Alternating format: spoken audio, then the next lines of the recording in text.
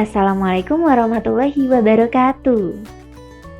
Bagaimana kabar teman-teman semuanya? Semoga teman-teman selalu dalam keadaan sehat.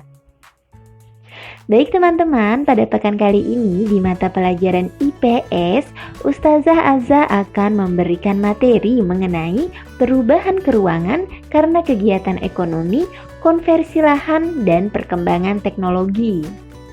Nah, maksudnya adalah di sini bisa kita artikan sebagai perubahan ruang atau perubahan wilayah karena kegiatan ekonomi, konversi lahan, ataupun perkembangan teknologi. Nah, kita langsung masuk saja ya ke materi yang pertama, yaitu mengenai perubahan ruang atau perubahan wilayah karena kegiatan ekonomi. Nah, seperti yang kita tahu ya teman-teman, bahwa kegiatan ekonomi itu ada 3. Yang pertama adalah produksi. Produksi adalah kegiatan membuat suatu barang atau jasa. Orang yang melakukan kegiatan produksi disebut sebagai produsen. Kemudian yang kedua ada kegiatan distribusi. Kegiatan distribusi adalah kegiatan menyalurkan barang dari produsen ke konsumen. Orang yang melakukan kegiatan distribusi disebut sebagai distributor. Kemudian selanjutnya adalah kegiatan ekonomi yang terakhir, yaitu konsumsi. Konsumsi adalah kegiatan menghabiskan nilai guna suatu barang.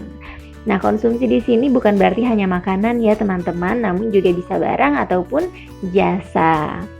Orang yang melakukan kegiatan konsumsi disebut sebagai konsumen. Nah, teman-teman, kegiatan ekonomi ini, ketiga ini ternyata tidak hanya dilakukan oleh perorangan, kelompok maupun suatu wilayah, namun juga oleh negara. Seperti yang kita tahu ya teman-teman, setiap negara melakukan kerjasama. Misalnya adalah negara-negara di Asia Tenggara. Kerjasamanya dimunculkan atau diadakan dengan adanya organisasi yang disebut sebagai ASEAN. Nah, ASEAN ini juga melakukan kerjasama, yaitu jual beli yang kita sebut sebagai ekspor dan impor. Nah, itu adalah perubahan keruangan karena kegiatan ekonomi. Selanjutnya kita masuk ke perubahan ruang atau perubahan wilayah karena konversi lahan.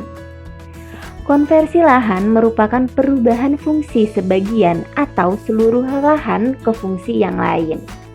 Konversi lahan diakibatkan oleh peningkatan aktivitas dan jumlah penduduk serta proses pengembangan lainnya.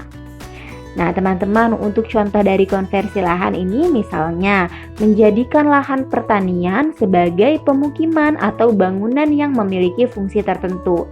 Nah, ini adalah pengalihan fungsi ya teman-teman, yang tadinya adalah pertanian, fungsinya adalah untuk bertani, bercocok tanam, kemudian dialihfungsikan untuk pemukiman atau bangunan lainnya. Namun di sini juga ada permasalahannya. Masalahnya adalah biasanya konversi lahan ini dilakukan di atas tanah yang masih produktif teman-teman, yang masih produktif dalam sistem pertanian. Nah, ini kan memunculkan juga dampak-dampak negatif ya teman-teman. Nah, konversi lahan ini biasanya juga menimbulkan berbagai macam perubahan teman-teman. Di antaranya adalah yang pertama, ancaman terhadap penyerapan tenaga kerja.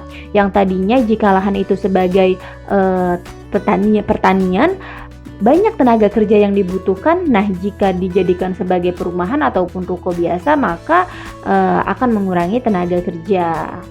Kemudian yang kedua adalah ancaman keberlangsungan swasembada pangan ya teman-teman. Seharusnya yang sebelumnya lahan pertanian ini bisa mencukupi pangan dari masyarakat sekeliling, namun ketika dialihfungsikan maka fungsinya akan berubah dan juga akan mengancam keberlangsungan pangan di daerah tersebut. Kemudian yang ketiga, ancaman kualitas lingkungan. Yang keempat, harga pangan semakin mahal atau semakin meningkat. Yang kelima, sarana prasarana pertanian menjadi tidak terpakai lagi karena sudah dialihfungsikan sebagai bangunan, maka sarana prasarananya ya sudah tidak digunakan lagi. Kemudian yang terakhir, tanah dikuasai oleh pemodal besar. Kemudian selanjutnya perubahan ruang karena perkembangan ilmu dan teknologi. Perkembangan ilmu dan teknologi ini sangat berpengaruh terhadap berbagai aspek kehidupan ya teman-teman.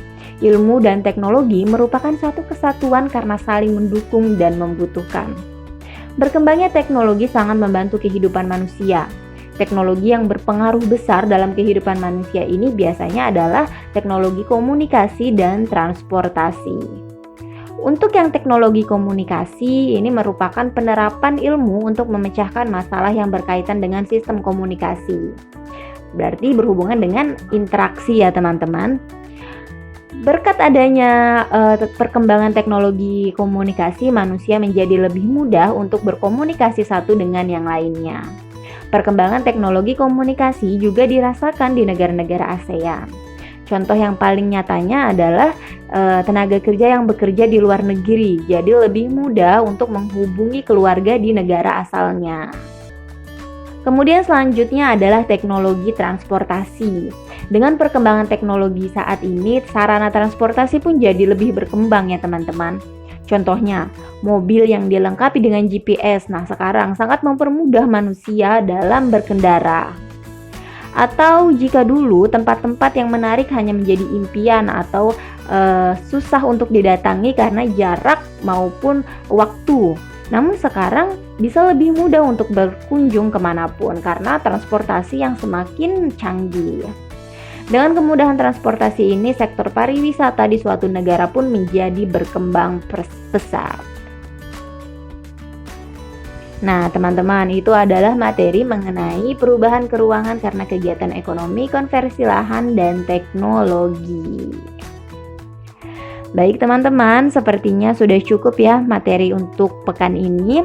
Semoga teman-teman dapat dengan mudah mengerti dan juga dapat mengerjakan segala tugas dengan baik dan benar. Ustazah tutup, terima kasih. Wassalamualaikum warahmatullahi wabarakatuh.